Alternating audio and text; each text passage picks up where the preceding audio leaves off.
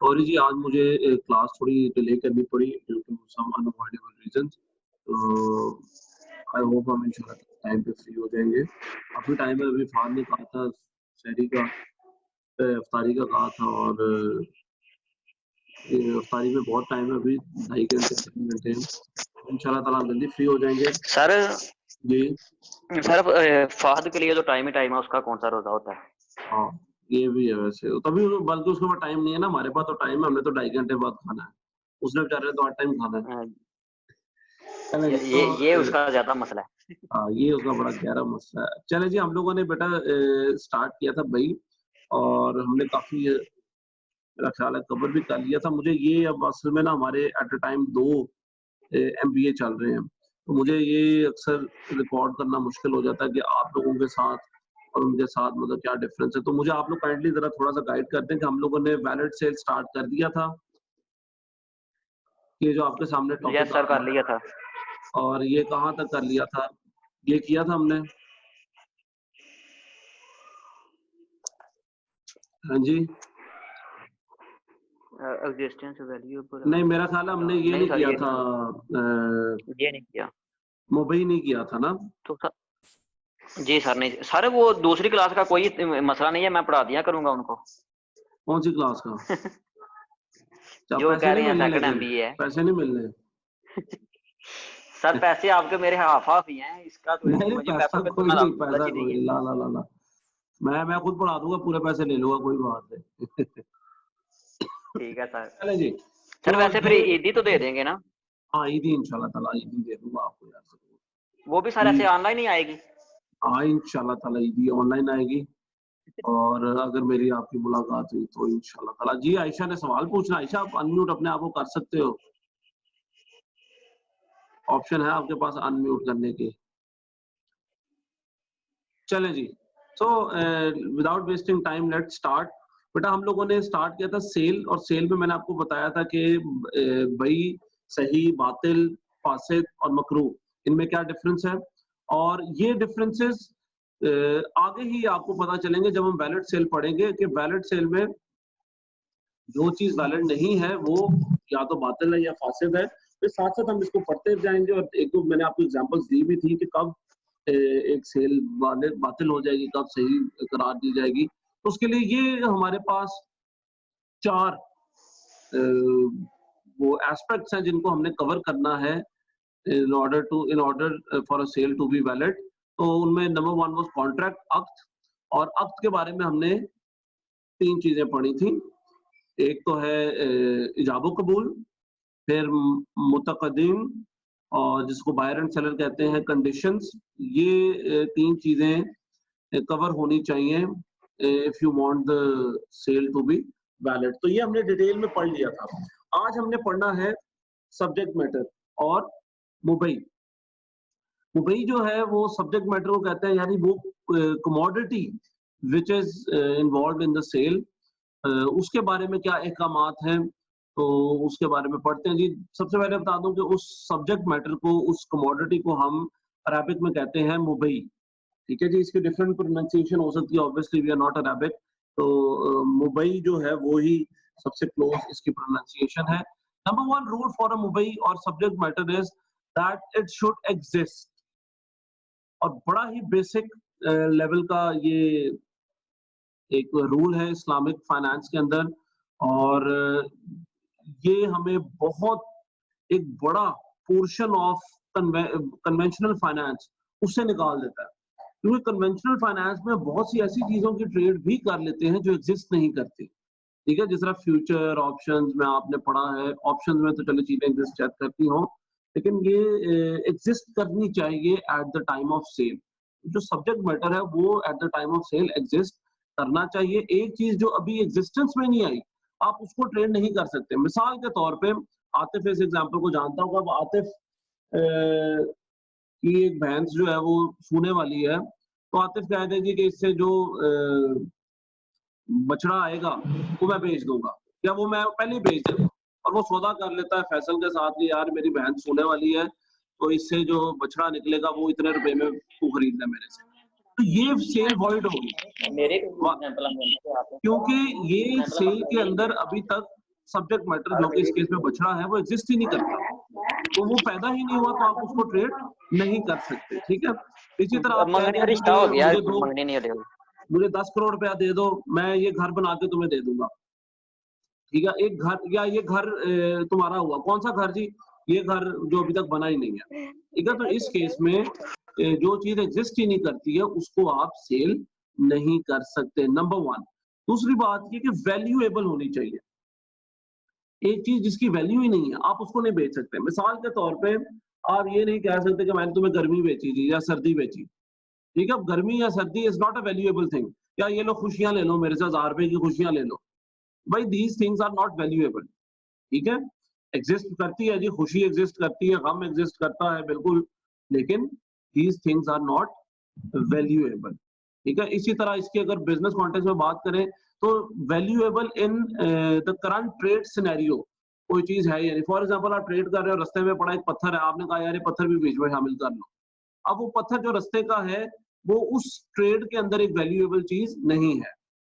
सो ये दूसरा रूल है कि the thing should be valuable. उसको हमें मॉनेटरी वैल्यू हम उसकी कर सकते हो, इजीली लगा सकते हो। तीसरी चीज यूजेबल होना चाहिए, और यूजेबल का मतलब भी है हलाल होना चाहिए। दोनों पॉइंट्स इकट्ठे कर लें। यूजेबल ऑब्वियसली जो चीज हराम है वो हम यूज ही नहीं कर सकते। ठीक है, या आप एक ऐसी चीज किसी को बेच दें जो कोई इस्तेमाल ही नहीं कर सकता। फॉर एग्जाम्पल गवर्नमेंट ने रिस्ट्रिक्शन लगाई है कि ये चीज आप इस्तेमाल नहीं कर सकते, तो कोई आपको बेच दे अगर, तो in this case that thing is not usable for the person. ठीक है, फॉर एग्जाम्पल गवर्नमेंट अगर कहती है जी कि या आजकल जिस तरह मस्जिदों में कारपेट वगैरह बिछाने की इजाजत नहीं है। ठीक है, तो अगर आप कारपेट लेने जाएं, मस्जिद के पॉइंट ऑफ व्यू से आप कारपेट लें, तो वो मस्जिद यूज ही नहीं कर सकती। सो इन दिस केस जब तक मस्जिद यूज नहीं कर सकती, ये नहीं कि आगे भी नहीं कर सकती, या अगर आप फोर्स ही कर रहे हैं कि यूज इसका खुलने वाला है, कभी ना कभी तो खुल जाएगा and you are very certain about it, तो फिर आप कर सकते हैं। लेकिन इस केस में मस्जिद के लिए आप कारपेट खरीदेंगे अगर, तो वो उसके लिए यूजेबल नहीं है, और कितने टाइम के लिए हमें नहीं पता, तो बेहतर है कि आप यूज उसका जब तक अलाउड ना हो आप उस चीज को खरीदे ही ना। तो यूजेबल होना चाहिए।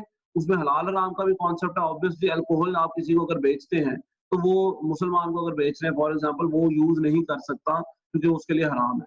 अरे तो वो अलग बात है, उसका मामला भाई, लेकिन वो एक हराम चीज है, that is not usable. So exist करना चाहिए, वैल्यूएबल होना चाहिए और यूजेबल होना चाहिए।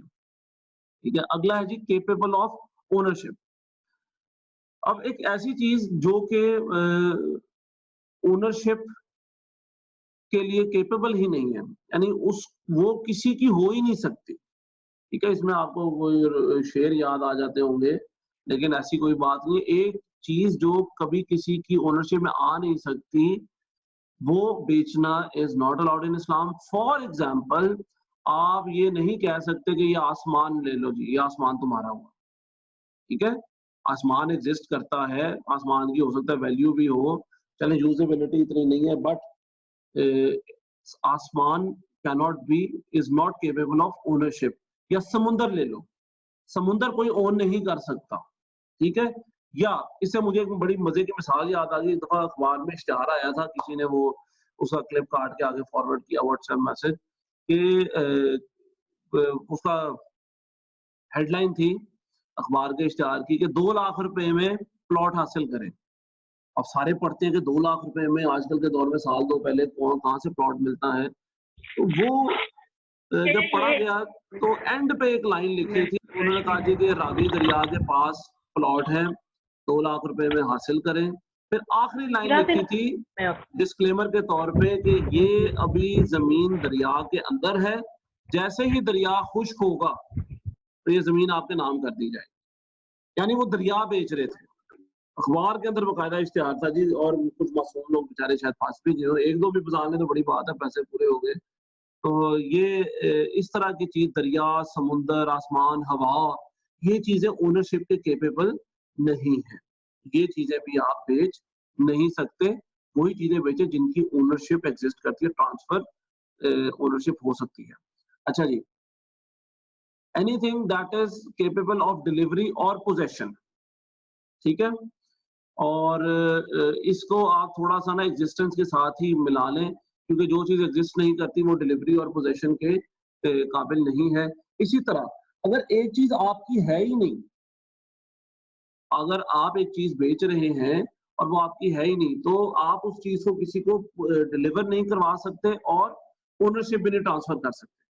तो जो चीज आपकी नहीं है, without the consent of the owner, यहाँ पे पॉइंट आता है without the consent of the owner. Obviously आप अगर एजेंट है तब तो आप कर सकते हैं, if you have been given the rights, but without the consent of the owner आप कोई भी चीज डिलीवर या किसी को पोजेस नहीं करवा सकते। तो बीइंग एन ओनर अगर आप बेच रहे हैं तो ठीक है, but if an agent is doing this he should have the permission of the owner to do so. ठीक है, तो किसी के बिहाफ पे आप चीज बेच नहीं सकते। आप ये भी नहीं कर सकते कि बेच के किसी को चीज कहें यार ये लो मैंने बड़े कमाल सौदे में बड़ा कमाल सौदा कर दिया और बड़े कमाल रेट में मैंने चीज बेच दी है, तो ये इनिशियली अलाउड नहीं। बाद में ओनर मान जाए तो ठीक है जी वो, लेकिन ये चीज शुरू में ही पहले ही करना गलत था कि जो चीज आपकी ओनरशिप में है ही नहीं, ओनर से पूछे बगैर आप उसको बेच दें। एक मिनट जी, एक सवाल मैं ले लूं।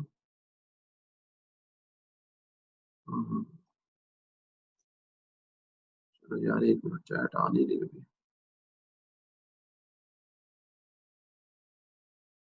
अच्छा चले, अभी जब चैट आती है तो मैं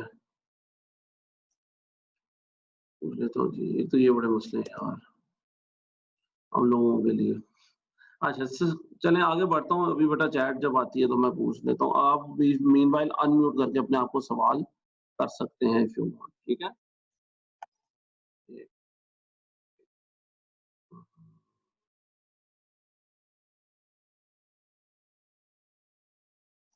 चलें जी, चैट नहीं आ रही, आई एम सॉरी क्यों नहीं आ रही, मैंने बड़ी कोशिश की है। आगे बढ़ते हैं। स्पेसिफिक एंड क्वांटिफाइड, ठीक है, ये दोनों पॉइंट्स को मैं इकट्ठा ही कवर कर लेता हूँ, स्पेसिफिक एंड क्वांटिफाइड। जो पहली बात ये कि जो चीज आप बेच रहे हैं उसके बारे में पता होना चाहिए। बायर को, सेलर को तो पता ही है, बायर को भी पता होना चाहिए। और अगर आप कोई ऐसी चीज बेच रहे हैं जो कि एक टाइम में बहुत ज्यादा एक जैसी हैं चीजें, फॉर एग्जांपल भेड़ बकरी आप अगर खरीदने जाते हैं, बकरे खरीदने जाते हैं जी, तो वो एक झुंड के अंदर, रेवड़ के अंदर काफी ज्यादा बकरे होते हैं, ठीक है। तो आप ये नहीं कह सकते पैसे देके जी बकरा मेरा हुआ, अब आप जाके कोई भी बकरा उठा ले, नो। ठीक है, जब भी आप ऐसे सिनेरियो में जहाँ पे एक ही टाइप की बहुत सारी चीजें हों, वहां पे भी खास तौर पे वैसे भी you have to be specific है, मैं ये चीज बेच रहा हूँ। तो एक रेवड़ वाला जो है वो ये कहेगा कि भाई मैं ये वाला बकरा बेच रहा हूँ, ये जो आपके सामने है, ये ब्लैक वाला, ब्राउन वाला, सींगों वाला, विदाउट सींग, ये है जी बकरा जो मैं आपको बेच रहा हूँ इतने रुपए। ठीक है, तो you have to be specific. इसी तरह अगर आप एक बिल्डिंग है उसमें बहुत सारे अपार्टमेंट्स हैं और आप किसी को एक अपार्टमेंट बेचते हैं, आप खरीदते वक्त स्पेसिफाई नहीं कर रहे कि कौन सा वाला अपार्टमेंट, तो इससे क्या होगा, ये सेल ऑब्वियसली वैलिड नहीं होगी, क्योंकि आपने पहले स्पेसिफाई नहीं किया कि फर्स्ट फ्लोर वाला, सेकंड फ्लोर वाला, या फर्स्ट फ्लोर में भी ए बेच रहा हूँ, बी बेच रहा हूँ, सी बेच रहा हूँ। अब ये चीज क्यों है, इसके पीछे आप लॉजिक समझे। इसके पीछे लॉजिक ये है कि ये बाद में डिस्प्यूट बन सकता है, this can become the cause of dispute. तो एक चीज अगर डिस्प्यूट का कॉज बन रही है तो इस्लाम उस चीज को ऑब्वियसली पसंद भी नहीं करता, कई जगहों पे हमें अलाउड भी नहीं है। तो जितने भी रूल्स हैं आप देखेंगे, अगर इसको नोट करेंगे, सारे के सारे डिस्प्यूट से, लड़ाई से, झगड़े से बचने के लिए, ताकि इतनी क्लैरिटी हो सेल के अंदर कि कोई डिस्प्यूट की गुंजाइश ना रहे। सो नंबर 1 इज स्पेसिफिक और दूसरा क्वांटिफाइड भी, ठीक है। अब आप ये भी नहीं कह सकते कि यार मुझे बहुत ज्यादा एक चीज दे दो। अब ज्यादा, अगेन वही बात है कि ज्यादा क्वांटिफाइड नहीं है, ज्यादा में दो, किसी के लिए 2 ज्यादा है, किसी के लिए 5 ज्यादा है, किसी के लिए 10 ज्यादा है।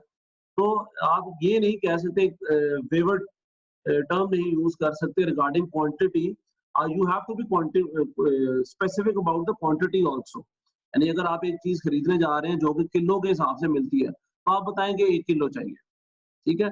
आप ये नहीं कह सकते यार 2-3 किलो दे दो। हम ये अक्सर करते हैं, आप लोग भी ये अक्सर करते हैं कि आप कह देते हैं जी 2-3 किलो दे दो। अब 2 या 3, ठीक है, the quantity is not specific. क्यों? कल को इसमें हो सकता है कि डिस्प्यूट हो जाए। आपने 2-3 कहा, उसने जी 3 डाल दिया।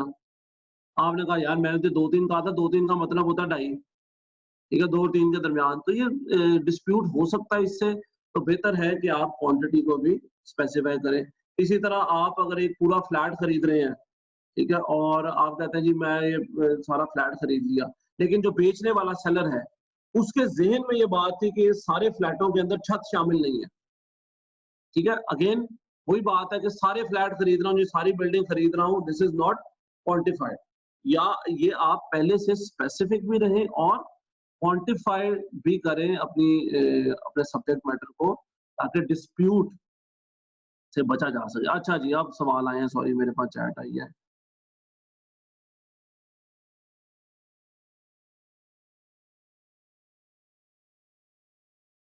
यार ये तुम लोगों ने क्या हरकतें की हैं?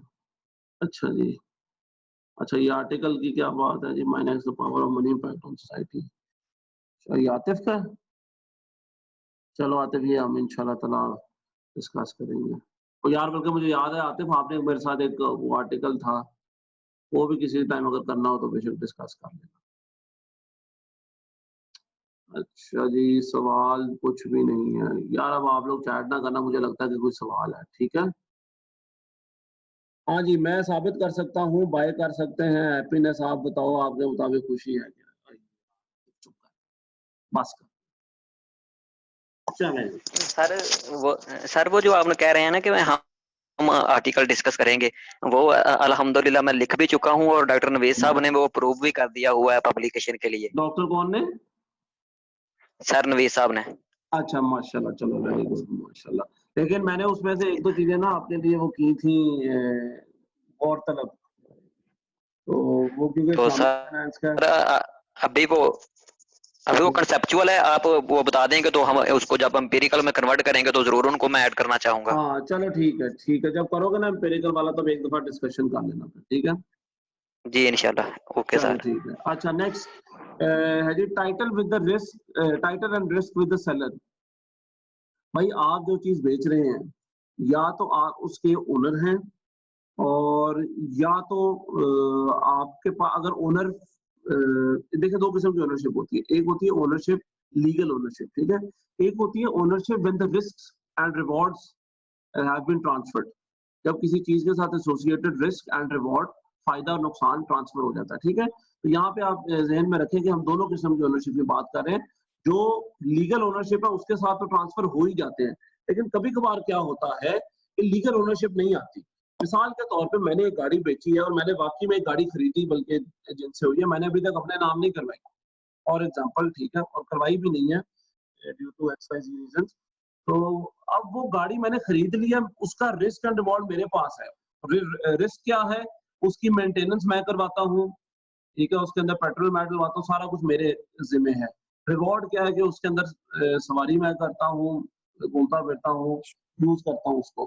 तो ये चीज़ लीगली मेरे साथ नहीं ट्रांसफर हुई, but the risk and reward has been transferred. तो ये समझे आप कि ज़रूरी नहीं है एक चीज़ लीगली ही ट्रांसफर हो तो वो आप उसको आपकी ओनरशिप में आती है। अगर एक चीज़ से रिलेटेड रिस्क एंड रिवॉर्ड आ जाए तो वो भी आपकी ओनरशिप में ही ट्रांसफर है।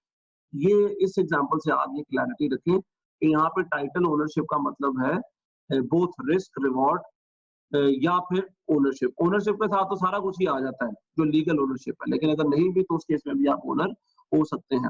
अच्छा जी, जो टाइटल एंड रिस्क है वो सेलर के साथ होने चाहिए, ठीक है? यानी जो बेच रहा है बंदा, वो उसका कर्ता धर्ता हो उस आइटम का, उस कमोडिटी का। फॉर एग्जांपल अगर ए पर्सन बेचता है बी को एक गाड़ी, ठीक है, जो कि सी की है। ए ने बी को बेची एक गाड़ी जो कि सी की है, लेकिन सी ने कहा कि मैं बी ने ए ने जिसने बेची है उसने कहा कि मैं ये सी से खरीद लूंगा अल्टीमेटली। यानी उसने एक चीज खरीदी नहीं, इस उम्मीद में बेच दी आगे कि मैं खरीद लूंगा। और ये आप ये देखते हैं कि अक्सर होता भी है।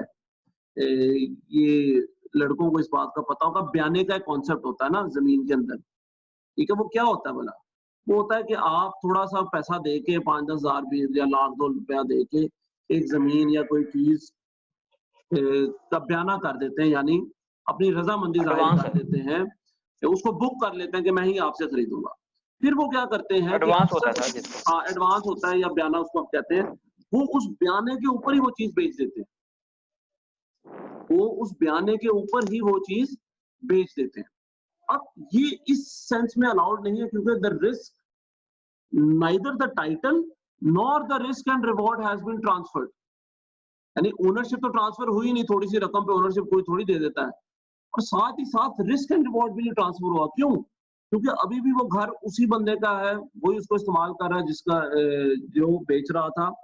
प्लस अभी भी मेंटेनेंस और उसके बिल एटसेट्रा जितनी भी चीजें उसके साथ एसोसिएटेड है, खर्चे या रिस्क, वो भी उसी ओनर के पास है। तो आपने सिर्फ इतने से पैसे दे के आगे सौदा कर लिया, इस उम्मीद में कि मैंने जैसे सौदा किया है मैं उसे बेच दूंगा। अब अगेन ये चीज क्यों मना है?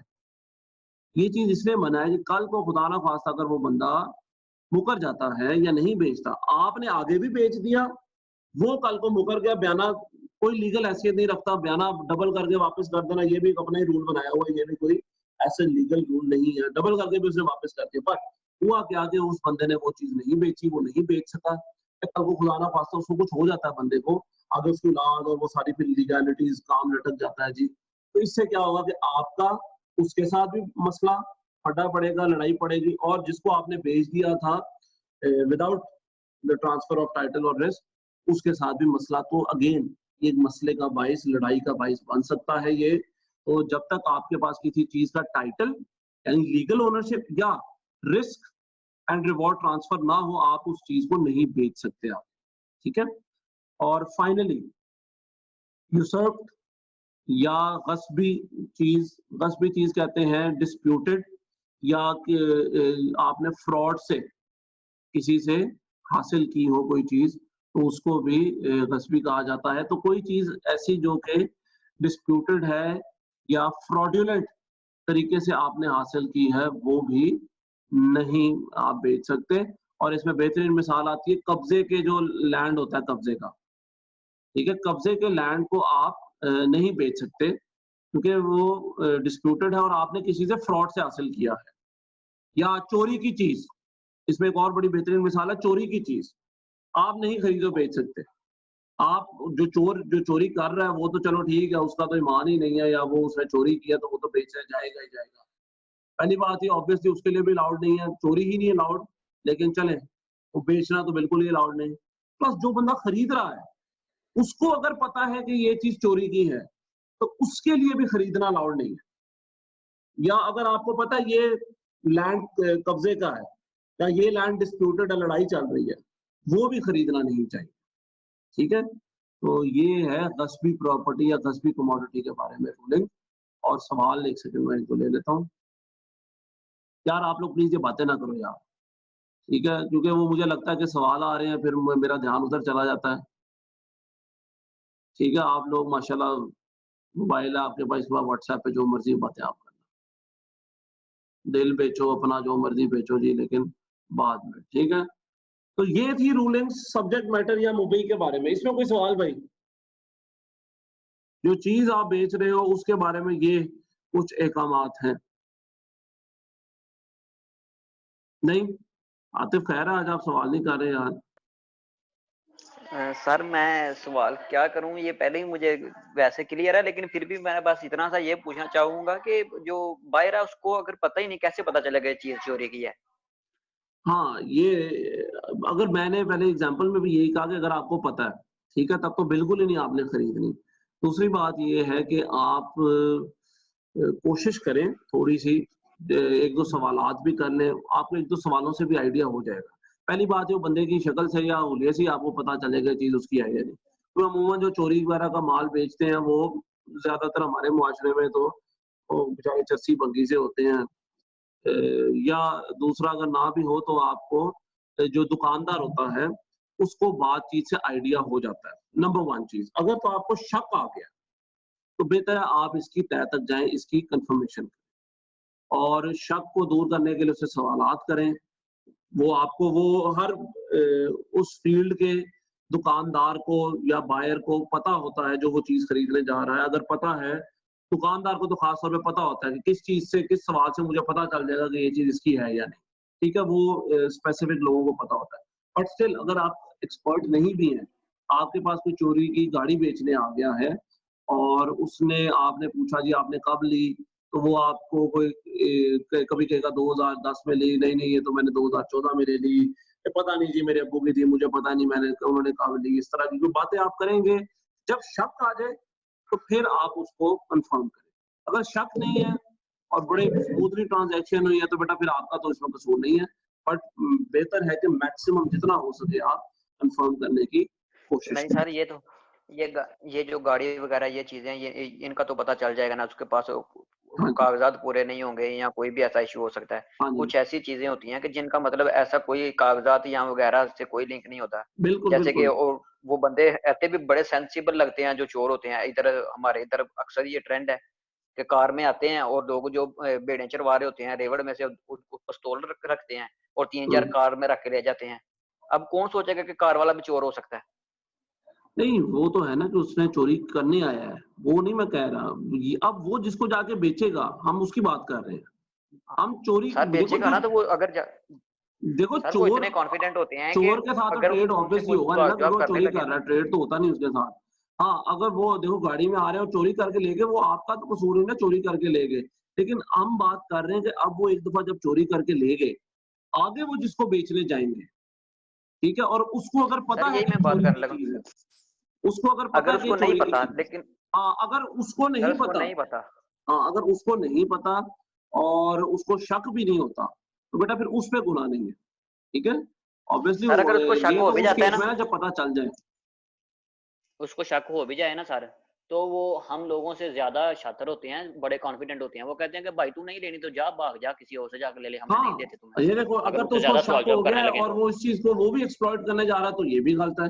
वही तो बात है कि अगर आपको शक है या आपको पता है तो बेहतर है कि आप वो ट्रेड ना करें। चलिए जी, मैं अगला सेशन स्टार्ट करने लगा हूँ। आप लोग जॉइन करें और उस सेशन में ओके आते ही सर। ना आप लोगों ने अपनी इसी से अटेंडेंस मार्क करनी है, ठीक है?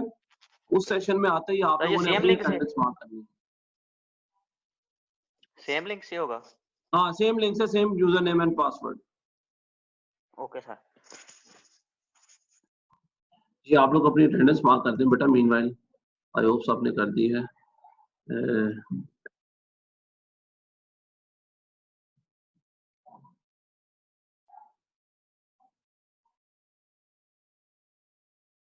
हाँ जी। जी आतिफ, क्या सुना आपने? ये शेयर करें। ऐसा ही है, आप ठीक कह रहे हैं। ये मैंने भी एग्ज़ाम्पल सुनी थी चाँद पे बुकिंग की। यस सर, ये मैंने भी सुनी थी कि वो चांद पे बुकिंग शुरू हो गई है प्लाटों की, तो अगर आप लेना चाहते हैं तो आप इधर राब्ता करें, ये वो सारा। हाँ जी, बिल्कुल। चाँद पे, चलो चाँद तो दूर ही है, लेकिन देखो ना रावी वालों की है, कि उन्होंने सारा रावी के पास और लाहौर के पास, रावी के पास, फिलहाल वहाँ पे भी सर पत्थर मौजूद है यार। देखो नहीं दुनिया सर, कहाँ की वैसे कहाँ रावी पहुँच का तो गई। आप तो उधर ही रहते हैं। मैं भी उधर रहता था, तो मैं बड़ी मरतबा देखा रावी में तो आधे से ज्यादा रावी अब बन चुकी हैं, सारी इमारतें सब कुछ बना हुआ है हाँ उसमें। जी, बिल्कुल, बिल्कुल। इमारतें तो नहीं, लेकिन वो झोंपड़ियाँ और घर-बार बन चुके हैं। तो बेटा यही आप जब ये खबरें सुनते हैं ना कि सैलाब के खदशा और वो जो मुल्का वादियाँ हैं वो खाली करवा ली गई, ठीक है? तो वो यही वाली वादियाँ होती हैं ना जो एक्चुअली उन सी दरियाओं के ऊपर बनी होती हैं, ठीक है? या तो बिल्कुल किनारे पे होती है और किनारे पे यस जब सर। दरिया होता है तो दरिया अंदर आ जाता है, किनारा बाहर निकल जाता है, तो उसपे लोग फिर घर बना लेते हैं, इमारतें बना लेते हैं। तो वो ये चलता है, हर जगह ही चलता है, ऐसा होता है बिल्कुल। चलें, अल्लाह ताला सबको हिफ्ज़ ईमान में रखे उनको भी।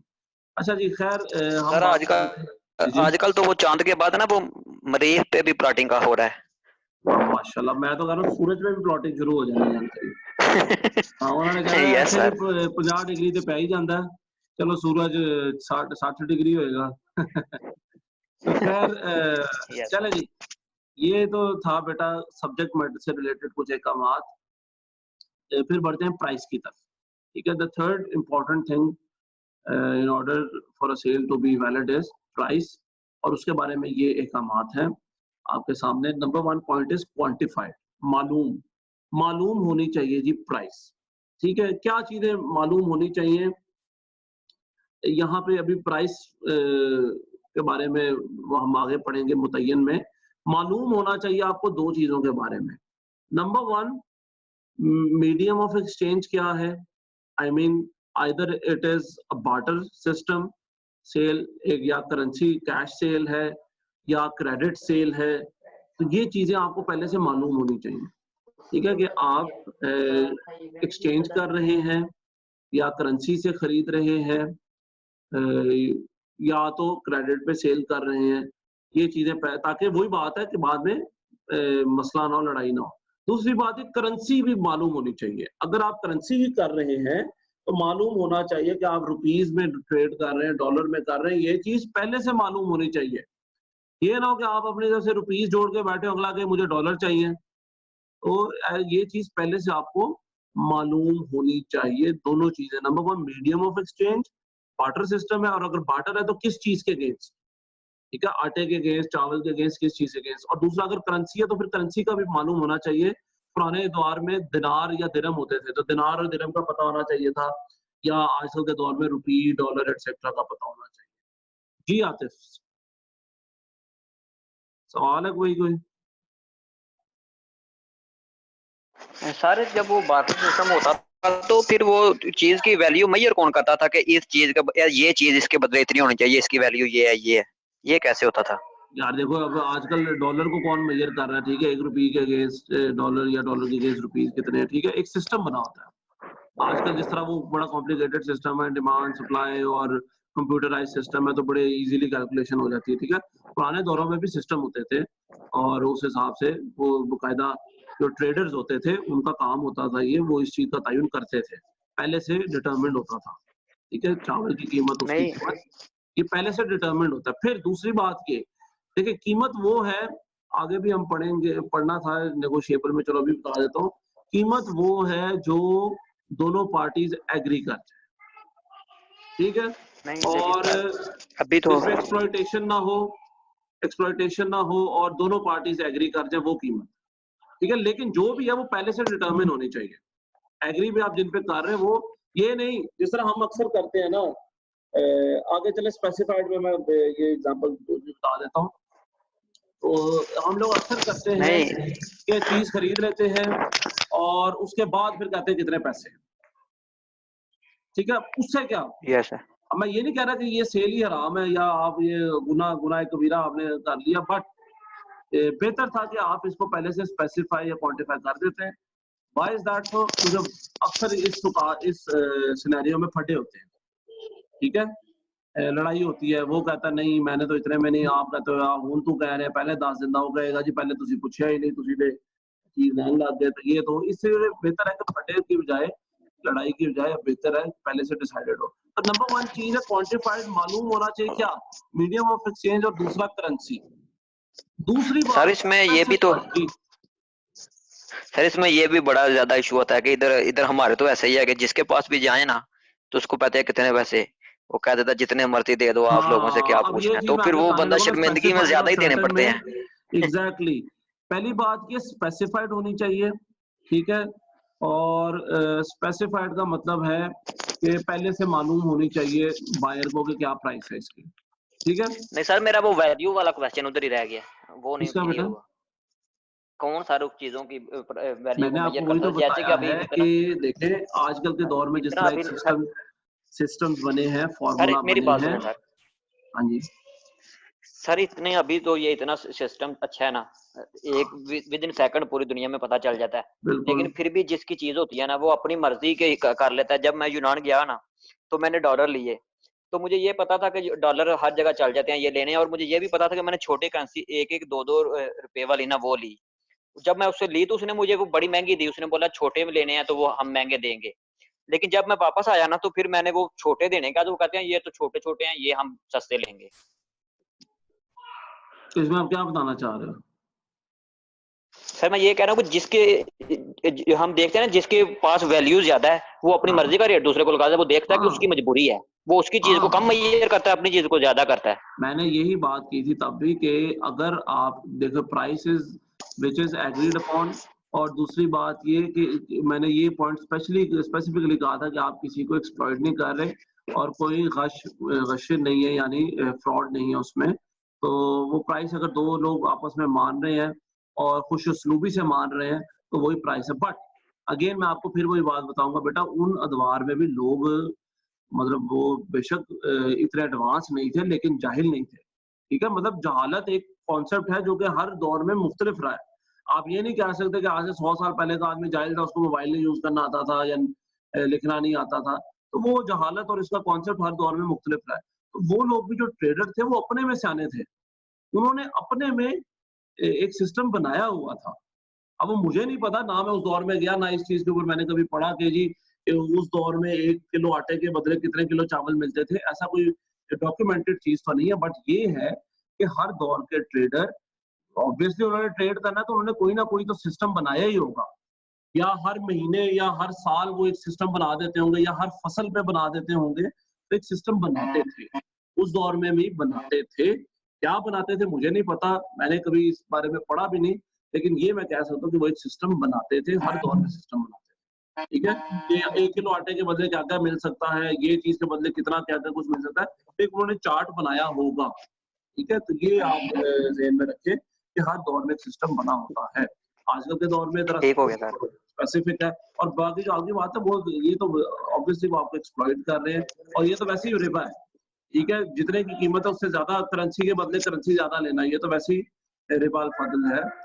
तो ये भी कोई अच्छी बात नहीं है, ये तो वैसे ही रिबा है ना, ये तो वैसे ही हराम है। यस अच्छा, सर। दूसरी बात, स्पेसिफाइड एंड सर्टेन मुतय्यन होनी चाहिए जी। ये 2 चीज़ें ना मिलती-जुलती हैं। ये दैनिक दोनों की मैं आपको एक एग्ज़ाम्पल देता हूँ। नंबर 1 स्पेसिफाइड, जी। आपको वही बात है कि ये अब्बू जी नहीं बयान दे होना हाँ चाहिए कि कि साहब जी अपनी मर्ज़ी की कीमत दे देना। ठीक है? स्पेसिफाइड नहीं है, या अगर कोई बेच रहा है, तो आपने अक्सर देखा होगा, ये अब एक नया ट्रेंड शुरू हो गया, ख़ास तौर पे अगर आप में से कोई उम्रा वग़ैरह करने गया हो, आज उम्रा, तो उन्होंने देखा होगा अक्सर वो बाहर चीज़ें कुरान पाक बेच रहे होते हैं, कोई ऐसी चीज़ें बेच रहे होते हैं, कीमत क्या है? हदिया, हदिया। ठीक है? हदिया का मतलब कि जो आपका दिल करे दे दो। ठीक है? आपकी मर्ज़ी से आप दे दो। अब ये स्पेसिफाइड नहीं है, कीमत यहाँ पे स्पेसिफाइड नहीं है। अच्छा, अगर हदिया का मतलब ये भी है कि नहीं देना तो ना दो, आप ना दे के तो देखो ज़रा उसको, वो आपको वहीं पे पकड़ लेगा वापस दे। तो ये स्पेसिफाइड होना चाहिए। इसी तरह आप ये रेहड़ियों पे जाते हैं फ्रूट वगैरह लेने, कितने का जी? जो मर्ज़ी दे देना जी, या सूट लेने जाती हैं लड़कियाँ, ये तो उनको अक्सर सुनने का मिलता है, बाजी जो दिल करे दे देना। तो ये ऐसी बातें जो है ये ऑब्वियसली बाद में लड़ाई का बाइस या बदमज़गी का बाइस बन सकती हैं, बनती भी हैं अक्सर। तो ये चीज़ नहीं होनी चाहिए, प्राइस शुड बी स्पेसिफाइड। अच्छा, स्पेसिफाइड के साथ सर्टेन भी होनी चाहिए। सर्टेन में क्या है? आप एक रेंज नहीं बता सकते, ये कितने का है जी? ये 150 का। अब 150, अगला कहे जी स्पेसिफाई तो हो गया है, 100 का है या 50 का, ठीक है? या 50-60 का है, 50-60 रुपए का जी। तो 50 या 60, ठीक है, आपने स्पेसिफाई कर दिया। बेशक ये स्पेसिफाइड भी नहीं है टू द सर्टेन स्टेज, लेकिन ये सर्टेन नहीं है कीमत, 50 है या 60। अब आप पड़े हो सोच में, किसी के पास 50 रुपए ही है, उसने 50 रुपए दे दिए, उसने कहा जी 50 नहीं, ये तो 55 रुपए की चीज है। तो ये फिर अगेन वही बात है कि स्पेसिफाइड भी नहीं और सर्टेन भी नहीं। फिर दूसरी बात ये, अक्सर हम शराइत लगा देते हैं प्राइसेस के ऊपर। फॉर एग्जांपल कि अगर आप मुझे पैसे दे देंगे, एक अगर आपको डिलीवरी हो जाएगी 1 मंथ के अंदर, तो आप 50 रुपए दे देना। अगर आपको 2 मंथ्स की होगी डिलीवरी, तो आप 60 रुपए दे देना। Again this is not certain, क्योंकि आपको पता नहीं है कि 1 माह में डिलीवरी होगी या 2 माह में होगी, यानी 50 रुपए देने हैं किसी चीज़ के लिए या 60 रुपए देने हैं। आपको पता नहीं है, सर्टेन आप नहीं हैं। तो इस केस में ये चीज़ भी बेहतर है। वही बात है कि अगर 1 महीना और 1 दिन के अंदर उसने डिलीवरी दी, मिसाल के तौर पे, तो आप क्या कहेंगे कि जी 50 रुपए लो मुझसे। वो कहेगा नहीं जी, बात क्या हुई थी 1 महीने के अंदर 50 रुपए, ये तो 1 दिन ऊपर हो गया 60। फिर वही लड़ाई हो जाएगी कि यार 1 दिन से क्या होता है, तो अब ये हो गया, वो हो गया। फिर वही बात, स्पेसिफाइड अमाउंट स्पेसिफाइड होनी चाहिए और सर्टेन, यानी उसमें कोई एम्बिगुइटी नहीं होनी चाहिए, कोई रेंज नहीं आपने बतानी, या 2 प्राइसेस के दरमियान अनसर्टेनिटी नहीं होनी चाहिए। ठीक है? अच्छा, फिर अगली चीज़ ये प्रेफरेबल है ठीक है, अगेन इससे कोई सेल पे शायद इफेक्ट ना पड़ता हो, लेकिन प्रेफरेबल है that the price should be negotiable. Price negotiable होनी चाहिए, उसमें उतार चढ़ाव की गुंजाइश होनी चाहिए। और जो फिक्स्ड प्राइसेस हैं वो इतनी लाइकेबल नहीं है, ठीक है, यानी इस्लामिक फाइनेंस के अंदर उनको डिस्करेज किया जाता है कि फिक्स्ड प्राइस ना हो। तो नेगोशिएट होना चाहिए। इसके पीछे लॉजिक क्या है कि बेटा पहली बात ये कि हर दौर में हालात व वाक़यात मुख्तलिफ होते हैं, बायर के भी और सेलर के भी। अगर आप प्राइस फिक्स कर देंगे तो वो हालात या कॉन्टेक्स्ट बीच में से निकल जाता है। समझ रहे हैं? अगर आपके हालात अच्छे हैं, आप कभी एक चीज़ के लिए ₹1000 दे सकते हैं, लेकिन ये आपके हालात अगर इतने अच्छे नहीं, आप हो सकता है उसके लिए 800 दे दें। इसी तरह सेलर को अगर ज़रूरत है पैसों की, तो वो चीज़ सस्ती भी बेच सकता है, अगर नहीं है तो वो महँगी भी बेच सकता है। तो ये कुछ ऐसे कॉन्टेक्स्ट हैं जो कि चेंज होते हैं, फितरती बात है। और अगर आप गैर फितरी चीज़ करते हैं कि प्राइस फिक्स्ड कर देते हैं, तो ये कॉन्टेक्स्ट बीच में से निकल जाएगा। तो नेगोशिएशन होती इसलिए कि कोई अपने हालातों वाक़यात के मुताबिक प्राइस को एडजस्ट कर सके। तो बेहतर है कि नेगोशिएबल, इस्लाम में जो है वो प्राइस नेगोशिएबल बेहतर समझी जाती है, फिक्स्ड प्राइस बेहतर नहीं समझी जाती। ये ब्रांड भी क्या करते हैं, ये जब चीज़ें नहीं बिकती तो उसको सेल लगा के फिर कम कर देते हैं। खैर वो जिस तरह की सेल होती है वो अल्लाह ही बचाए ऐसी सेलों से। बट तो नेगोशिएबल होना चाहिए प्राइस को। और finally the price should also be competitive, ठीक है? इस्लाम आपको इजाज़त देता है कम्पेटिटिव प्राइस की, और जो आप मार्केट के अंदर कम्पीट कर सकें। बहुत कम भी नहीं होनी चाहिए प्राइस आपकी, लाइकेबल नहीं है कि आप बिल्कुल ही नुकसान में बेच दें, ना ही बहुत ज़्यादा होनी चाहिए। तो कितनी होनी चाहिए? कम्पेटिटिव होनी चाहिए। आप अपने कम्पेटिटर्स के हिसाब से कुछ कम ज़्यादा ऑब्वियसली कर सकते हैं। तो इस्लाम allows you to have a competitive price, ठीक है? सर आपके कह रहे हैं कितना पढ़ना है? तो बस हो गया? हाँ सर, वो सर मैंने डेरे जाना है। और यार अच्छा बस ये आखिरी बात है, बस आखिरी बात। अच्छा सर, मैं एक बात पूछनी थी। ये देखो फिर आप खुद ही लेट कर रहे सर वो हो। आपको, सर ये जरूरी है। अच्छा चलो आप नहीं डेरे पे जाना, पूछो जी, पूछो पूछो। सर वो आर्टली वाला आपको कंसेप्ट पता है? किसके वाला? आड़तल जो होती है, आड़तल कहते हैं ये जमींदारी में। नहीं यार, क्यों खैरियत? ये इस्लामिक पॉइंट ऑफ व्यू से आप कुछ सर पूछना चाह रहे हैं? इसका कोई बताया होता क्या है? यस सर, ये ना एक ऐसी आड़तल होती है कि एक बंदा है ना, उससे जमींदार पैसे ले लेते हैं कि उनके पास खर्चा करने के लिए पैसे नहीं होते, अपनी मर्जी से वो पैसे लेते हैं, लेकिन वो कोई भी सूद वगैरह उस पर नहीं होता, लेकिन वो बाउंड हो जाते हैं, अपनी मर्जी से बाउंड हो जाते हैं कि वो अपना जो गल्ला होगा ना, वो फिर बाउंड है कि उसी के आगे सेल करेंगे, और वो फिर कुछ कम रेट पे होता है, तो वो विलिंगली होते हैं, तो फिर ये भी गलत होगा। नहीं अच्छा उनको पैसे चाहिए होते हैं, वो फिलहाल वो चीज बेच देते हैं। नहीं, कुछ भी हाँ। बेचते नहीं है, उससे अच्छा पैसे ले लेते हैं, लेकिन एग्रीमेंट करते हैं कि हम अपना फसल जब तैयार होगा ना, तो हम सिर्फ तुम्हारे आगे सेल करेंगे और किसी को भी सेल नहीं करेंगे। अच्छा, यानी जितनी भी हुई फसल वो तुम्हें सेल करेंगे, और उनसे तुम्हें कुछ सेल एडवांस ले करेंगे। लेते हैं ना? हाँ, उनसे पैसे पहले हाँ कुछ ले लेते हाँ, हैं। नहीं नहीं बेटा, ये इस केस में देखिए, मैंने आपको ये यहाँ पे बताई थी बात, ये एग्जिस्टेंस की बात, ठीक है? तो वो जो फसल है, यस सर। वो फसल अभी एग्जिस्ट ही नहीं करती। वो फसल अभी यस एग्जिस्ट ही नहीं सर। करती, तो उसका सौदा नहीं हो सकता। आप मतलब उस फसल का पहले से ही सौदा कर रहे हैं ना कि मैं तुम्हें ही दूंगा जितनी भी होगी, ठीक है? तो वो बात तो बात यस की सर। बात है, उसको देना अलाउड है। यानी आप एक चीज एग्जिस्ट ही नहीं करते, एक फसल एग्जिस्ट ही नहीं की, तो आप उसको ट्रेड उसका नहीं कर सकते, ठीक है? बेसिकली ये लेकिन इसमें सेटलमेंट है, दोनों की इसमें रजामंदी है। देखिए सूद देने वाला, लेने रजामंदी है। वाला, देखने वाला, लिखने वाला, सब लानत अल्लाह की। अब आप कहेंगे इसमें सब शामिल है, हाँ ये तो ये तो बात नहीं ना कि अगर सारे कर रहे हैं तो इसके अंदर वो बात ठीक ही है। नहीं, वो बात ठीक नहीं है, ठीक है? अच्छा फाइनली जी, आते हुए डेरे पे जाना है, मैंने भी तो नमाज फिर पढ़ने जाना है यार। Yes sir. तो ये यस आखिरी बात यस करते सर। हैं डिलीवरी, ठीक है? डिलीवरी के बारे में ये इकामात हैं। अब ये डिलीवरी किसके बारे में है? ये डिलीवरी है जी from the point of view of seller, यानी सेलर केपेबल है डिलीवरी का या नहीं। अगर तो सेलर आपको डिलीवर नहीं कर सकता गुड, फिजिकल फॉर्म में भी और हकीकी फॉर्म में भी आपके पास डिलीवरी नहीं है उस गुड की या आ ही नहीं सकती, तो ये सेल वॉइड है। ठीक है, दोनों केसेस में दोनों की एग्जांपल बता देता हूँ। एक होती है फिजिकल डिलीवरी जिसको हकीकी कहते हैं, ठीक है, एक है कंस्ट्रक्टिव जिसको हुक्मी कहते हैं। फिजिकल या हकीकी डिलीवरी का तो आपको क्लियर होगा, नाम से आइडिया हो जाएगा कि एक्चुअल में कोई चीज अगर डिलीवर की जाएगी तभी सेल वैलिड होगी, वरना वॉइड हो जाएगी। अगर एक चीज केपेबल है फिजिकली डिलीवर करने में के लिए या आपके पास आ गई है, फिजिकली डिलीवर होगी है, तभी उस पर ट्रेडिंग हो सकती है।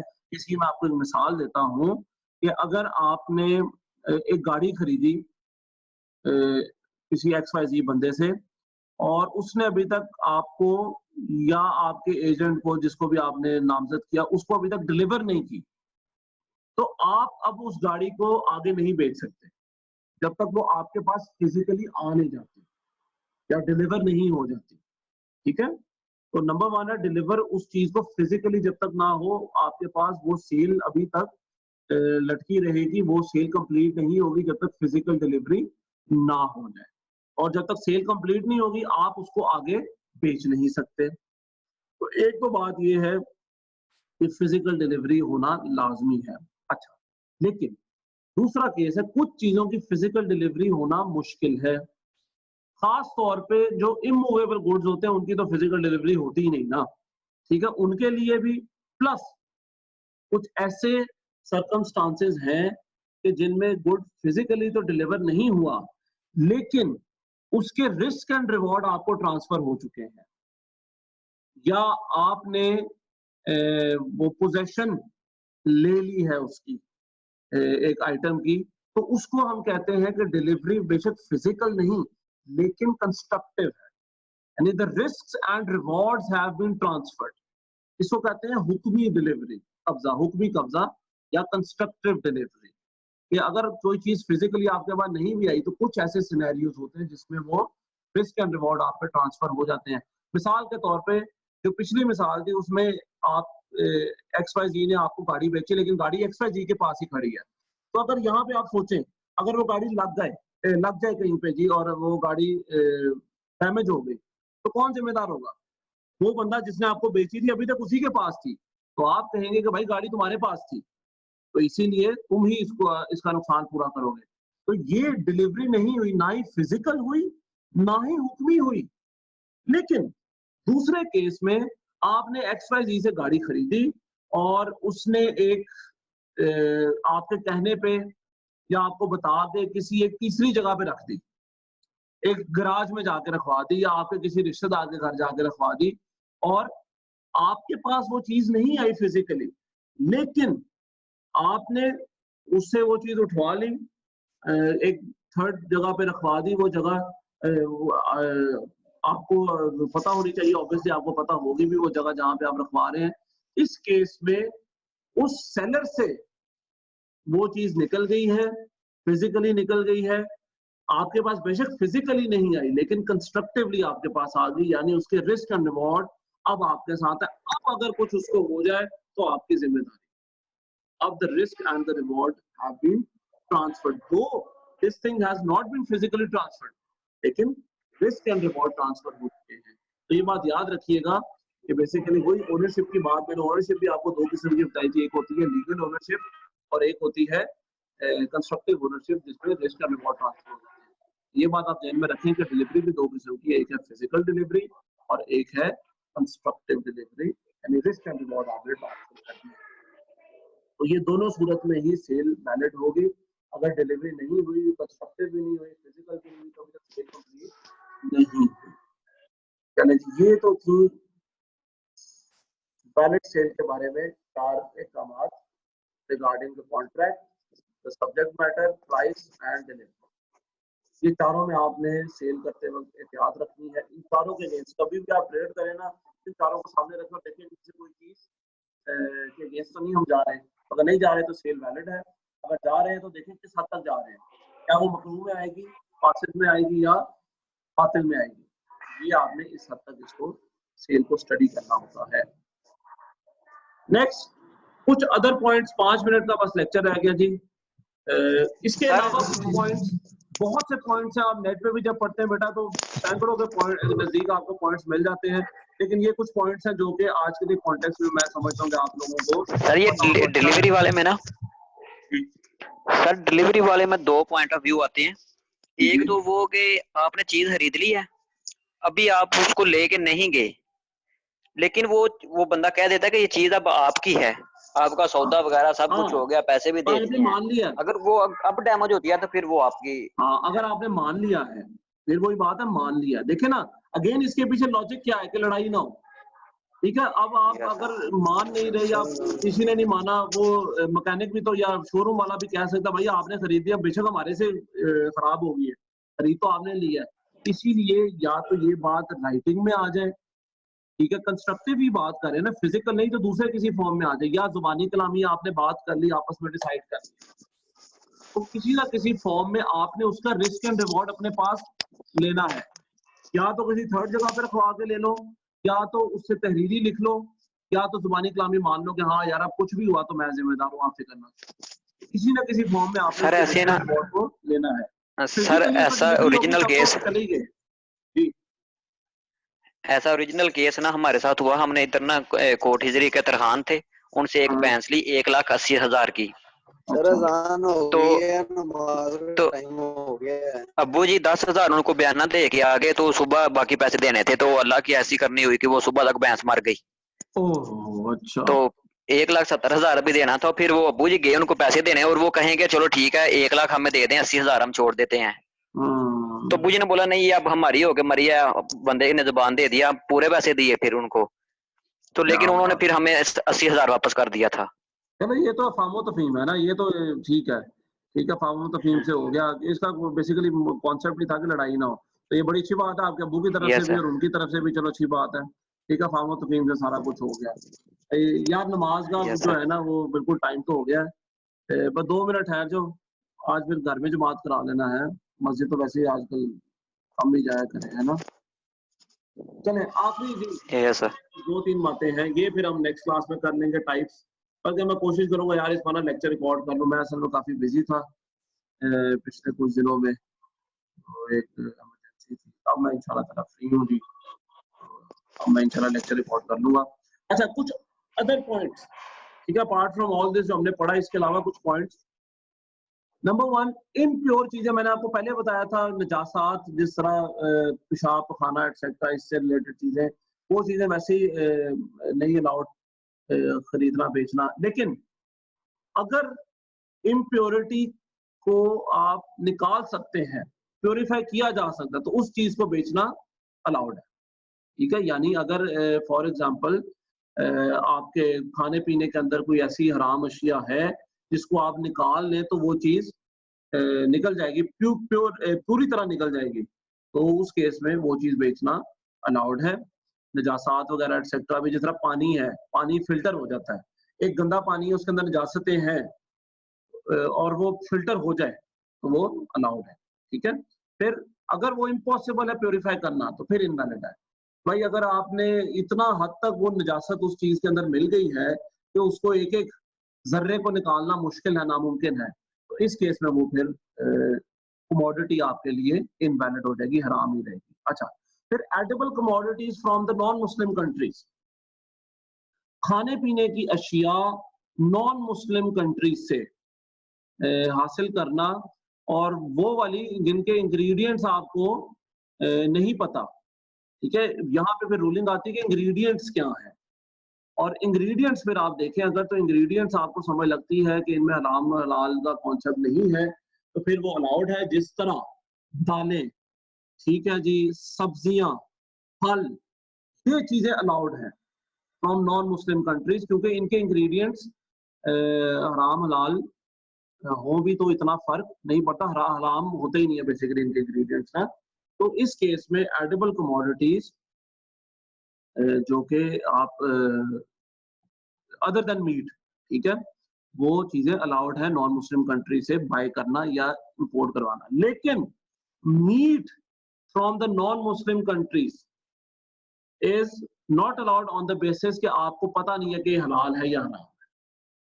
अगर सर्टिफाइड है कि वो हलाल है, पहली बात है पाकिस्तान में भी हमें सर्टिफाइड नहीं हो सकता अब तो कि हलाल है या हराम है, लेकिन अगर आपको सर्टिफाइड है कि ये हलाल तरीके से ज़िबा किया गया, तो फिर आपके लिए नॉन मुस्लिम कंट्री से मीट मंगवाना अलाउड है, या नॉन मुस्लिम लोगों से भी मीट लेना उस केस में अलाउड है। कंट्री को आप ना लोगों से भी तशबीह दे सकते हैं, ठीक है। तो एडिबल कमोडिटी नॉन मुस्लिम दुकानदार से भी खरीद सकते हैं अगर तो वो मीट नहीं है, और अगर वो मीट है तो नॉन मुस्लिम से सिर्फ उस शर्त में खरीद सकते हैं कि आपको श्योरिटी है, या तो आपने देखा है उसको ज़िबा करते हुए, या तो गवर्नमेंट ने उसको सर्टिफाई किया हुआ है देख के अपने मैयर्स लेके, उस केस में आप इसको अलाउ कर सकते हैं, वरना नॉन मुस्लिम से मीट लेना भी अलाउड नहीं है।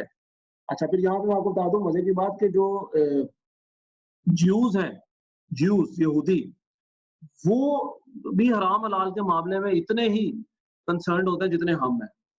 वो भी गोश्त हलाल ही खाते हैं, वो भी ज़िबा ही करते हैं, उसको कहते हैं कोशर, KOSHER।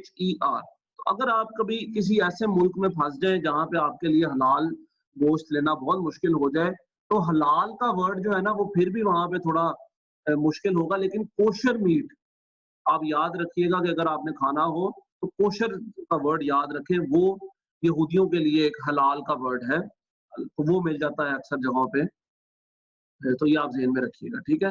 अच्छा, फिर इंटॉक्सिकेंट्स हर किस्म के हराम है। इंटॉक्सिकेंट जो आपको नशे में जो शामिल होते हैं, अब यहाँ पे बहस आती है सिगरेट के मामले में, तो सिगरेट के मामले में कोई कहता है मकरूह है, कोई कहता है हराम है, कोई भी नहीं कहता कि अलाउड है। बहस है मकरूह और हराम की, तो दोनों ही अलाउड नहीं है। मकरूह भी अच्छी बात नहीं है, मकरूह तहरीमी खास तौर पे वो भी डिसअलाउड है, और हराम तो वैसे ही अलाउड नहीं है। तो सिगरेट हो, शराब हो, किसी भी किस्म का इंटॉक्सिकेंट हो, वो हराम है। Non buying intention of the buyer. अच्छा यार, ये भी बड़ी मजे की बात है, ये हमारे भी यहाँ पे होता है। और भाई ये जो फजूल में लोग जाते हैं खरीदने, विंडो शॉपिंग जिसको कहते हैं, ठीक है, या रेट लगवाने जाते हैं, रेट करने जाते हैं, ये भी चीज डिस्करेज्ड है, अच्छी बात नहीं है। विंडो शॉपिंग इस्लाम में डिस्करेज्ड है, ये लड़कियों के लिए एक बड़ा जबरदस्त पॉइंट है। क्यों डिस्करेज्ड है? अब इसके पीछे लॉजिक देखें। विंडो शॉपिंग से क्या होगा, आपके अंदर या तो वो शैतानी वसवसे आएंगे कि ये चीज खरीद लें, क्योंकि आपने जो चीज खरीदनी नहीं वो आपकी जरूरत नहीं है, तो आप नॉन बाइंग इंटेंशन से जा रहे हैं ना। फिर वो शैतानी वसवसे देख देख के यार ले ही लेते हैं, लड़कियां अक्सर ये करती हैं, ठीक है, विंडो शॉपिंग करने जाती है, नवी एक दो सूट ले आती है, फजूल खर्ची, ठीक है। फिर अगर आप नहीं खरीद सकते और इस इंटेंशन से जा रहे हैं कि यार चलो मैं खरीद नहीं सकती, अगर तो मैं देख ही लूं, तो बेटा फिर आप क्या कर रहे हैं, आप ऑब्वियसली अपने आप के साथ एक तो जुल्म भी कर रहे हैं, प्लस आप अपनी जो ख्वाहिश है उसको बढ़ा रहे हैं, ठीक है। ये देख दूं कि आपको और ख्वाहिश होगी और एहसास कमतरी पैदा होगा, तो बेहतर है विंडो शॉपिंग ना की जाए, या एमी रेट वगैरह लगाने या शुगर लगाने नहीं आपको जाना चाहिए। तो बायर के लिए ये चीज भी जरूरी है। फिर हलाल अर्न मनी, बड़ी कमाल बात है यार, इस पे तो जितना बोला जाए कम है। अच्छा, ये आतिफ का सवाल है, विलेज में गोबर जानवरों का सरेआम सेल हो रहा है, need to detail debate on हलाल। यार ये जो विलेज वाली बात है ना, जो सही बात है ना, पाकिस्तान में आके तो ये चीज यहाँ पे क्या ही कहती है, क्योंकि ज्यादातर ये जो लोग हैं ना, ये या तो शहरी होते हैं, मौलाना की भी बात करें जो ये रूल्स बना रहे हैं, इज्तिहाद कर रहे हैं, या तो अरबी हैं। अब अरब में ये मेरा नहीं ख्याल कि ये गोबर शोबर ये चीजें इस्तेमाल होती होंगी, क्या होती भी है, तो यार इसके बारे में ना वही बात है, डिटेल है। ऐसे है तो निजासत, ठीक है, और भी मीन्स हैं, इस तरह लकड़ी है, अगर आप गोबर नहीं इस्तेमाल करें, लकड़ी इस्तेमाल कर सकते हैं, तो बेहतर आप गोबर इस्तेमाल नहीं करें। गोबर इज नजासत, एक हराम चीज है। अगर आपके कपड़ों पे, ये आप हिसाब लगा लें, अगर आपके कपड़ों पे गोबर लगा हो तो आप नमाज पढ़ सकते हो? नहीं पढ़ सकते, तो ये चीज हराम, ठीक है। तो बेहतर है कि आप ना करो। सर ये सिर्फ जलाने के लिए नहीं, मैं कह रहा ये सिर्फ जलाने के काम नहीं आता, इसको उसको कहते हैं खाद के तौर पे पैलियों में इस्तेमाल होता है, वो भी लोग सेल कर रहे हैं। और ये जो पोल्ट्री फार्म वाले हैं ये सारी सेल कर रहे हैं कि आप इनसे खरीद के अपनी पैलियों में डालें, ये सारा इसकी अच्छी खासी ट्रेडिंग हो रही है और बड़े ये काफी ज्यादा इसकी वर्थ भी है। देखो, एक होता है एक है प्रोसेसिंग, वही बात है ना कि अगर तो इम्पॉसिबल टू प्योरीफाई तब इनवैलिड, ठीक है। अक्सर क्या होता है कि खाद में अगर कोई चीज आए तो उसके वो कंटेंट्स बदल जाते हैं, ठीक है। जिस तरह अल्कोहल की मैं बात करूं, अब अल्कोहल जो पीने वाली अल्कोहल है उसकी एक खास वो परसेंटेज और कंसंट्रेशन होती है, ठीक है। लेकिन अगर वही अल्कोहल की कंसंट्रेशन बदल दी जाए तो वो फिर इंटॉक्सिकेंट नहीं रहता, ठीक है। यानी दवाइयों वगैरह में जो यूज होता है अल्कोहल, वो ये वाला अल्कोहल नहीं होता जो पी के बंदा होशो-हवास खो बैठता है। वो अल्कोहल एक केमिस्ट्री की टर्म है, ठीक है। जो केमिस्ट्री की टर्म है वो अल्कोहल है। ये शराब उस अल्कोहल की एक टाइप है, ठीक है। इसी तरह एक और अल्कोहल है। तो अगर इस तरह का भी कोई मसला है, मुझे नहीं पता, ऑब्वियसली मैंने इस पे सर्च नहीं किया, स्टडी नहीं किया कि खाद के अंदर अगर भी कंसंट्रेशन बदल जाती है और डाइल्यूशन हो जाती है तो क्या बात है, लेकिन बेहतर है कि आप ये चीजें ना करें, ठीक है। खरीदे बेचे ना, खरीदे बेचे ना आप इस चीज को। बाकी ये है कि जानवर अगर खेत में जी अगर कर दे गोबर एटसेट्रा तो वो उससे ऑब्वियसली फर्टिलाइज हो जाएगा, तो ये फर्टिलाइज करना अलाउड है, लेकिन उसको खरीदना बेचना, मैं हम क्योंकि सेल की बात करें वो शायद डिस्करेज है इस्लाम में, तो वो नहीं करना चाहिए। अच्छा पहले मैं बता दूं फिर उसके बाद सवाल सर ये जो मैंने दूसरा लिखा है ना, 1 मिनट बस 2 मिनट दो। एक तो फिर हलाल अर्न मनी में कह रहा था कि आप जो भी चीज खरीद रहे बेच रहे हैं आपको वो हलाल मीन से ही खरीदनी है। हराम चीज वैसे ही हराम कमाना अलाउड नहीं है, हराम से कोई भी चीज खरीदना भी अलाउड नहीं है। हाँ अगर आपको डाउट है, अगेन वही बात है कि यहाँ पे फिर आपको अगर डाउट है कि मैंने जिससे पैसा लिया है अर्न किया, मैंने तो हलाल अर्न किया है लेकिन उसने पता नहीं हलाल किया या नहीं, तो यहाँ पे फिर दो यहाँ पे उम्मा के स्कूल ऑफ थॉट के पॉइंट ऑफ व्यूज हैं। एक पॉइंट ऑफ व्यू ये है जो जरा स्ट्रिक्ट स्कूल ऑफ थॉट है कि नहीं आप ये भी पता करेंगे उसने कहाँ से लिया, अच्छी तरह कंफर्म कर लें। एक कहता है जी आपका जिम्मा नहीं, आपने हलाल अर्न किया, वो जैसे मर्जी उसने दिया आपको, तो आपका जिम्मा है, आप हलाल खाएं, आप हलाल कमाएं, ठीक है। तो यहाँ पे जी हलाल मनी होना चाहिए। फिर unlawful intention of the buyer, कोई बात है फ्रॉड की इंटेंशन नहीं होनी चाहिए बायर की। किस तरह देखिए, ये अक्सर कुछ करते भी हैं नौजवान खास तौर पे, एक मनी बैक होती है या एक्सचेंज गारंटी होती है। अब लड़कियां पता क्या करेंगी, अक्सर लड़के भी इवन कर लेते हैं, लड़कियों को मैं भी करूँ, तो वो एक आपने ड्रेस लिया, वो पहना शादी पे पहन लिया, उसके बाद आपने कहा जी उसको कि यार ये तो मुझे छोटा है या ये खराब है या मुझे पसंद नहीं आया, ये वापस कर या चेंज कर। तो ये चीज देखिए, ये आपने सेल की लेकिन आपकी इंटेंशन जो थी वो फ्रॉड की थी, अनलॉफुल थी, तो ये भी नहीं होनी चाहिए। आप इस तरह की कोई फ्रॉडुलेंट ज़हनियत आपकी ना हो, ठीक है, कि आप बाद में कर ले कि मैं इससे ये कर लूंगा या पैसे निकलवा लूंगा या मैं वापस कर दूंगा, ये चीज नहीं है। अच्छा, इमेजेस की सेल ऑब्जेक्शनेबल है, तस्वीरें वगैरह जो है वो ऑब्जेक्शनेबल है यानी डिस्करेज है, बेहतर है कि आप ना ही इसके सेल्स में रहे। वही बात है, फिर वो हमने सुना भी हुआ कि अल्लाह ताला फरमाएंगे कि इसके अंदर जान डालो, तो भाई फिर हम जान नहीं डाल सकेंगे, तो बेहतर है कि आप इमेजेस की खरीदो फरोख्त ना करें। फोटोग्राफी भी यहाँ पे आ जाती है जी, फोटोग्राफी हर कोई आजकल फोटोग्राफर बना हुआ है, तो वो भी ऑब्जेक्शनेबल है। फिर एंटरटेनमेंट एंड अम्यूजमेंट, लोहो लाभ, लोहो लाभ जो है जो करप्शन पैदा करें, मोरल करप्शन, किसी भी किस्म की करप्शन पैदा करें, म्यूजिक एटसेट्रा, तो वो भी हराम है। जिस तरह मूवीज आप बेचते हैं, ऑब्वियसली उनमें करप्शन के एलिमेंट भी होते हैं मूवीज के अंदर। अम्यूजमेंट भी कोई अच्छी अम्यूजमेंट नहीं है इस्लामिक पॉइंट ऑफ व्यू से, तो ये भी हराम है। तो अगर आप कुछ सीडी वगैरह की दुकान खोलने के सोच रहे थे तो ये भी आप जान लें, entertainment and amusement which cause corruption are also हराम, ठीक है। चलें, टाइम वैसे तकरीबन खत्म ही हो गया है, तो आते कोई सवाल है तो जल्दी से पूछ लो, तब तक के लिए सर मैं जल्दी से सिर्फ ये कहना था, जो हलाल गोश्त वाली बात है ना, ये सारी पिछली जो एक डिबेट है वो मैं वो अटेंड की थी, लेकिन वो सारी मैं नहीं सुनाने लगा। हम बात ऐसा करते हैं कि हलाल गोश्त, हम बकरी का गोश्त भी वो भी खाते हैं, लेकिन वो भी हमारे लिए हराम होता है, क्योंकि हम कभी भी हराम कमाई से लिया हुआ गोश्त बेशक हलाल होता है, वो एक सूरत में हराम होता है, वैसे हराम नहीं होता वो। कुछ सर अगर मैं हराम के पैसों से हलाल गोश्त भी खरीद के खाऊंगा तो वो हराम ही है। हाँ ये बात ठीक है, हलाल अर्न मनी, बिल्कुल आपकी बात ठीक है कि हराम के पैसों से हम लोग उम्रा कर लेते हैं और